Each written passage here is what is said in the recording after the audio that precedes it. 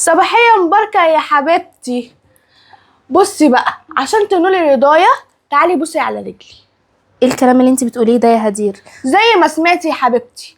يعني ايه زي ما سمعتي يعني؟ هو انت مش سامعه انا بقولك ايه؟ هدير انت مش شايفه ان كفايه يعني ان انا وافقت انك تعيشي معانا في الشقه وانا لسه عروسه جديده؟ هو انت كمان يا حبيبتي هتقولي لي عيش فين وما عيش فين ولا ايه؟ لا انا ما بقولش، وانا وجودك فوق دماغي، بس ان انت تعامليني المعامله دي ويوم صباحيتي عيبه جدا على فكره. كيفي كده؟ انا حره، هتشاركيني في اللي انا عايزاه ولا ايه؟ عامه يا هدير انا مش هتكلم معاكي كتير لاني ما كنتش اعرف ان دي شخصيتك. لما عبده يجي هيبقى لي كلام تاني معاكي. عبده اخويا يا حبيبتي، واللي انا هقوله هو اللي هيمشي برضه. فاهمه ولا مش فاهمه؟ اعتبري ان انا مش فاهمه، بس اللي عايزه اقوله لك وعايزاه يرشق حلقه في ودنك كده، اللي انت بتقوليه ده عمره ما هيحصل. ولو انا هحترمك دلوقتي ومش هرد عليكي فده بس عشان انت اخت جوزي نور عيني اللي حاربت الدنيا كلها عشان اخده، فمش هخسره عشانك. انت فاهمه ولا مش فاهمه؟ نعم يا اختي. من الواضح بقى ان انت اللي مش فاهمه، ومن هنا ورايح كلمتي هي اللي هتمشي. فاهمه ولا مش فاهمه؟ لا مش فاهمه ومش عايزه افهم، واخرك معايا انتهى. والله لو اوريكي. الو. ايوه يا عبدو، انت هتيجي دلوقتي حالا. انت نزلت ليه اصلا؟ طب بعد اذنك تعالى، لا في موضوع مهم لازم اتكلم معاك فيه. يا عبدو اخلص، يا عبدو تعالى. ماشي سلام. ماشي يا هدير، يا انا فيها يا انت النهارده. مش بعد ما وافقت انك تقعدي معايا وتقعدي فوق قلبي وانا لسه عروسه جديده تيجي كمان تعامليني المعامله اللي زي الخرا دي؟ بجد مش هسكت لك تاني. ايه يا حبيبي مالك؟ في ايه؟ جاي على وشك كده ليه؟ اسماء فين؟ جوه. في ايه؟ ما اعرفش، كلمتني في التليفون وبتقولي تعالى بسرعه. هو في حاجه يا هدير ولا ايه؟ لا مفيش حاجه حصلت. انا ازاي ما فيش حاجه حصلت يعني؟ كلمتني بتقولي تعالى وفي حوار وبتاع. ما اعرفش بقى. طب حد زعلها في حاجه؟ حد جه هنا اصلا؟ لا محدش جه. خلاص ماشي يا هدير، انت متاكده يعني ان مفيش حاجه؟ ايوه طبعا مفيش حاجه، هيكون في ايه يعني؟ طب خلاص ماشي يا حبيبتي، انا داخل ان انا اشوفها. ماشي. شوف بقى البت دي هتقول له ولا مش هتقول. ايه يا حبيبتي في ايه؟ يا عبدو جيت. عايزه اتكلم معاك مع اني والله مش عايزه اتكلم، بس انا بجد تعبت. يا حبيبتي طب في إيه؟ ما تتكلمي. عبدو انا عديت اهلي كلهم علشانك، يعني انا دلوقتي لو قررت ان انا امشي انا ماليش مكان اروحه. يا ستي ايه اللي يمشيكي من هنا اصلا؟ في ايه يا اسماء؟ ما تتكلمي. هدير اختك يا عبدو. مالها هدير؟ هدير اختك، انا صاحيه وخارجه لسه ما شفتهاش حتى ان انا اصبح عليها تقول لي ايه؟ تبوسي رجلي علشان تاخدي رضاها. نعم. انا يا عبدو ابوس رجليها عشان اخد رضاها؟ ازاي الكلام ده يعني يا اسماء؟ هدير اختي قالت لك كده؟ والله العظيم يا عبدو قالت لي كده. استغفر الله العظيم يا رب. عبدو انا قلت لك ان هي تيجي على عيني وعلى راسي، وان تعيش معانا في شقتنا الجديده اللي انا لسه بفرح، انا لسه عروسه ما فرحتش وما وقفتش قدامك وما قلتلكش لا على حاجه. هي ليه تعاملني كده؟ انا قلت يا اسماء ان انتوا سنكم من سن بعض، وتقعد معاك هنا تعتبرها اختك وصاحبتك، ومش هيبقى في مشاكل ما بينكم وتونسك علشان انت عارفه طبيعه شغلي. بس ما كنتش اعرف ان هي هتعمل كده. بص يا عبدو انا ما قصرتش وقلت لك اختي فوق دماغي مش بس في عيني، وهخلي بالي منها واحافظ عليها، بس ان هي تعاملني كده ده اللي مش هقبل بيه. طيب بصي، اعتبر اللي اتقال ده ما اتقالش، وانا هطلع اتكلم مع عادل اشوفها قالت كده ليه، ولو ما وصلتش معاها الحل انا مش هخليها تقعد معاكي في البيت. لا مش لدرجه انك تمشيها يا عبدو، بس بجد خليها تحترمني. كنت اصول يا اسماء. عامه انا زي ما قلت لك، اعتبر اللي اتقال ما اتقالش، وانا هطلع اشوف الدنيا فيها ايه. ماشي يا عبدو. عامه مبدئيا كده حقك عليا. مفيش حاجه يا عبدو، حصل خير.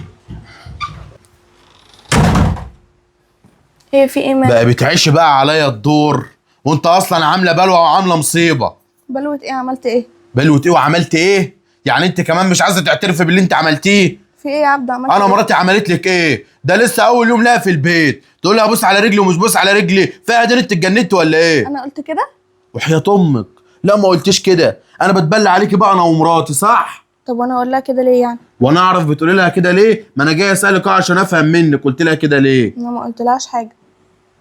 ما قلتلهاش حاجه؟ ايوه ما قلتش حاجه. انت جايبه الاسلوب ده منين يا هدير؟ ها؟ واحده صاحبتك بقى ولا مين اللي قالت لك انت لازم تقولي لها بوسي على رجلي وبوسي مش عارف على ايه علشان خاطر تنولي رضايا؟ رضا ايه؟ انا ما ها؟ قلتش كده اصلا. امال قلت ايه؟ ما قلتش حاجه. امال قلت ايه؟ انا قولي. ما كلمتهاش اصلا. لا اتكلمت، انا مراتي ما بتكدبش ومش هتتبلى عليك كلام من اول يوم، لان هي لسه ما شافتش منك حاجه، بس انا مش عارف انت شفت منها ايه. بقول لك ايه، قلت لها عشان ده الصح، وهي كده تمشي تحت طوعي تحت طوعك. ده الصح. اه ده اسمه غباء وجهل. عامه انت كده كده دماغك ناشفه، ومش انا اللي هحل معاك، انا عارف مين اللي هيحل معاك كويس. يعني انت واقف في صفها هي؟ لا مش واقف في صفها هي، انا واقف مع الحق، لان انت على غلط وعلى باطل وهي صح. ايه يا حبيبي؟ ما كانش صح برضه يا عبدو تزعلها او كده؟ انت عارف برضه ان هدير طايشه. ده مش طيشان، دي قلة أدب، وما فهمتش الصح وفهمت الغلط لسه من بدايتها هتفضل طول عمرها على كده. معلش يا عبدو برضه كنت فاهمها بالراحه. المشكلة إن هي مش قادرة تقتنع إن هي غلط، لسه برضه بتبجح وبتكابر وفكر إن هو ده الصح وإن هي كده صح وتمام. انا ما اعرفش هي ماشيه ورا مين البت دي. هدير اختك غريبه جدا، بتحسها ان هي بتتعامل بطيش كده وعبط وتحس ان في شيطان والد في دماغها. بقول لك يا أسماء، أنت حقك عليا ما تزعليش، وأنت خليك قاعدة في مكانك وشوف إيه اللي هيحصل.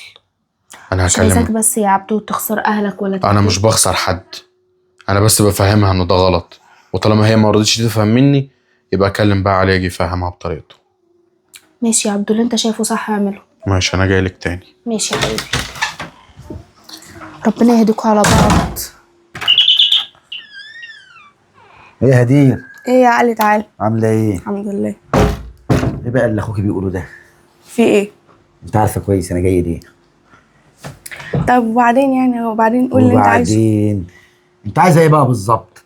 طب اخوكي ولسه متجوز ما كملش 3 ايام، شغل بقى الها حريم مع بعض في البيت ده ما بحبوش.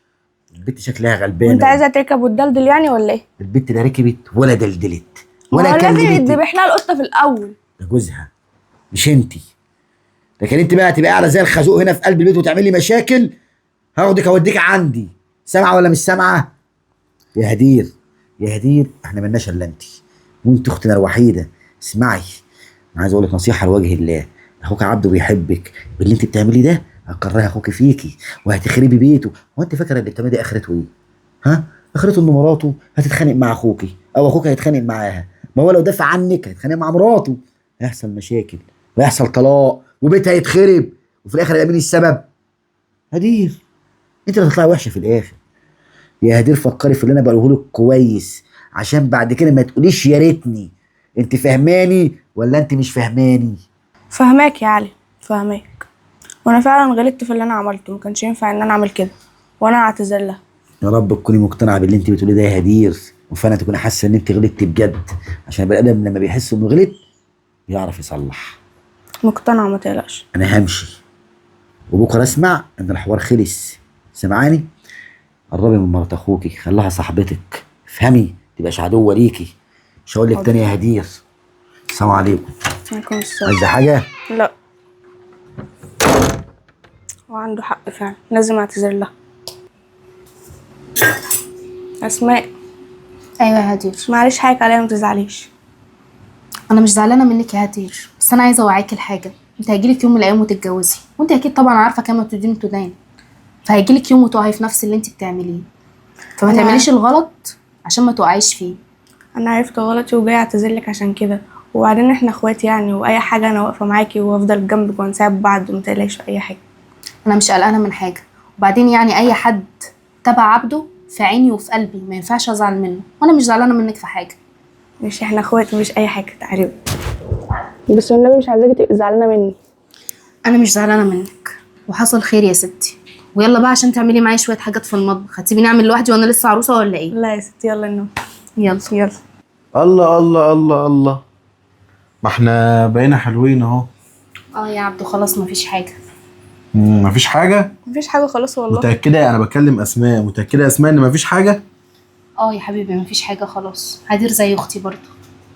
انا عارف ان انتوا الاتنين زي الاخوات وهتبقوا حبايب وزي الفل، علشان كده انا قعدت هدير معايا في البيت علشان خاطر تبقى صاحبتك وحبيبتك واختك.